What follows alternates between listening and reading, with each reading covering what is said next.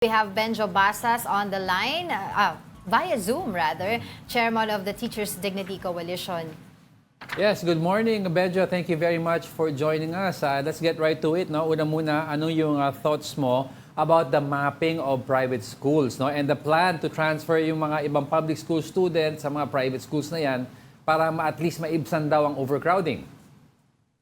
Well, ever since meron na tayong ganyang policy, no, at sa tingin naman namin wala namang problema din sana ito, no. Pero ito yung mga mga stopgap measures, no. Hindi sana ito magiging permanent, no. Yes. Panandalian lang sana ito, no, to address, no, the congestion in our public schools, no. So we have policies, no, Yes. already, no,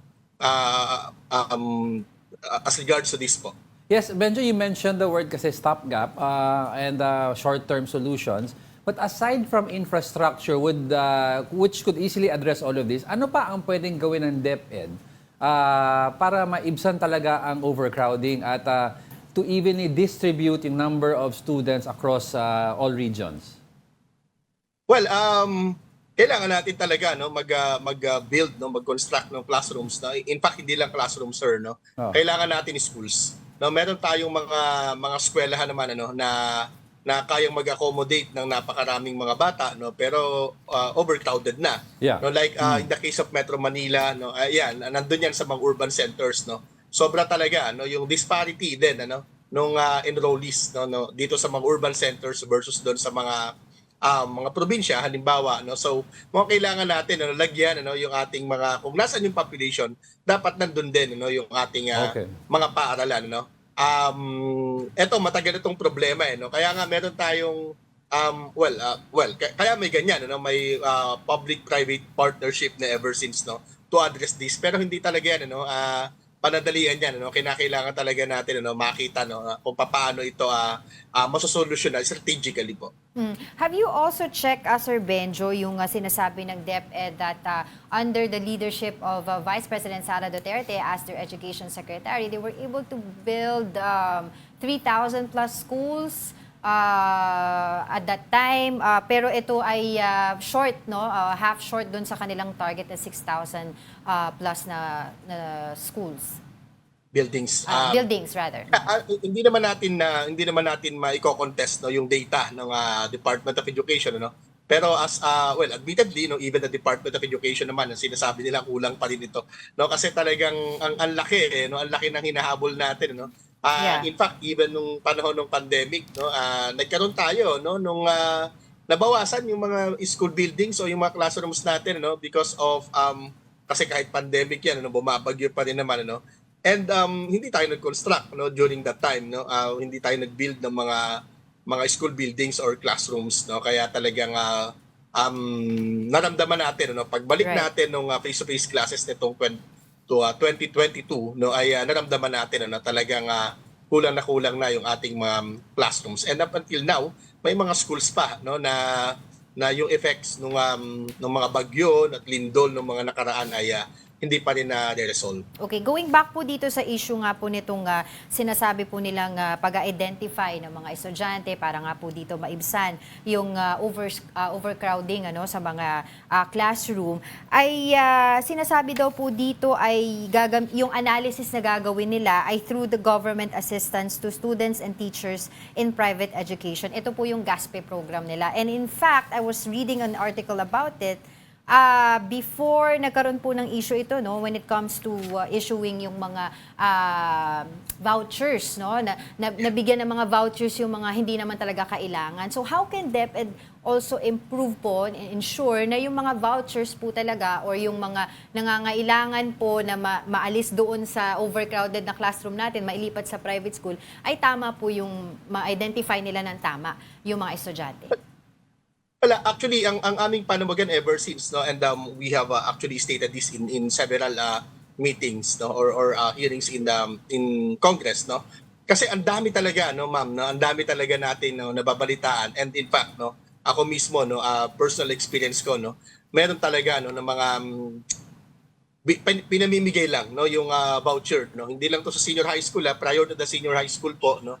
Prior to K-12, no, meron na nito Meron na tayong GASPE, no. Ito yung idea no, na meron tayong mga bata no, na tinatawag natin na aisle student. No? Yun yung wala na siyang upuan, no? Kaya sa aisle na lang siya. No? So siya ay ililipat, itatransfer doon. Ano? Eto Miss Angela, wala naman talaga itong requirement no, na dapat mahirap siya or whatever kasi it's not a sort of scholarship, no. It's a policy no to decongest, no. So ibig sabihin pag nag-overflow na yung public schools natin, ililipat, may obligadong ilipat no yung mga bata, no. Ang problema hindi ito ganon ka strategic, no, at hindi rin ganon siya ka comprehensive no na tinitignan ano sino yung congested, sino yung overcrowded na school, at ano yung private school na pwedeng tumanggap. No? Ang nangyayari po dito sa tingin namin, ano, dahil may budget, kailangan nating ubusin yung budget. No? So dahil may budget, kailangan magbigay tayo. No? Minsan na hindi kailangan. No? At kaya namin i-prove yan, ano? Na may mga hindi naman talaga kailangan, ano? Pero inililipat no, doon sa mga public school, private schools, no, at nakikinabang no sa voucher, no, yung hindi naman talaga dapat makinabang. So sayang, no, kasi at yung binabanggit kanina ni Sir Angelo, no, meron tayong mga eskwelahan, no, in all fairness doon sa ilang mga private schools, no, sa buong bansa na kayang mag-cater, no, dito sa overcrowded classrooms natin, no, sa iba't ibang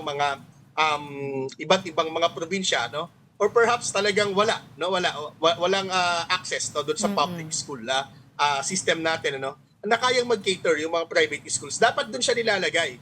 No? So pag tinignan natin, hindi siya talaga ito pinag-aaralan. Ano? So our proposal is to actually, no, kumbaga, investigate, no, paano ito iginagawa, no? Review na lang, no, paano ito paano pinatutupad, no, itong voucher program, no, under the GASPE, no. At pangalawa, no, yun din yung sa senior high school. No, well, at least no, ang Senate Basic Education Committee under Chair Gatchalian, ano, Yes. nakita na po ito no, several months ago, no, ito ay nakita na no na merong possible pa lang naman, di naman sinabi, di naman conclusive, no, kung lumalabas doon sa investigation, irregularity, possible irregularity. Possible. So they're taking a look at it. But of course, I'd like to take also this opportunity to ask your thoughts on yung potential replacement kay Vice President Sara's DepEd Secretary, si Sani Angara, pinag-uusapan. Aside from former Senator Sani Angara, sino pa ang sa tingin nyo ang karapat-dapat maging DepEd Secretary? Well, yung track record naman ano ni Senator Angara at yung kanyang education ay napakahusay naman. Ang ganda ng kanyang curriculum vitae, no. Pero sa amin po, no, ulitin ko lang no na as much as possible sana hindi na tayo maglagay no nung politicians, no.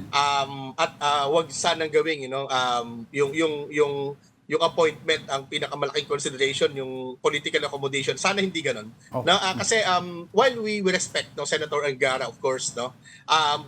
Meron naman tayo may mga homegrown talents po tayo dito sa Department of Education.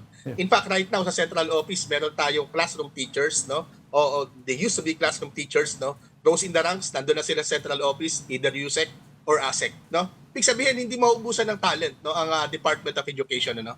And DepEd concerns about education, no? So, siguro let's choose an educator, no, to lead the Department of Education.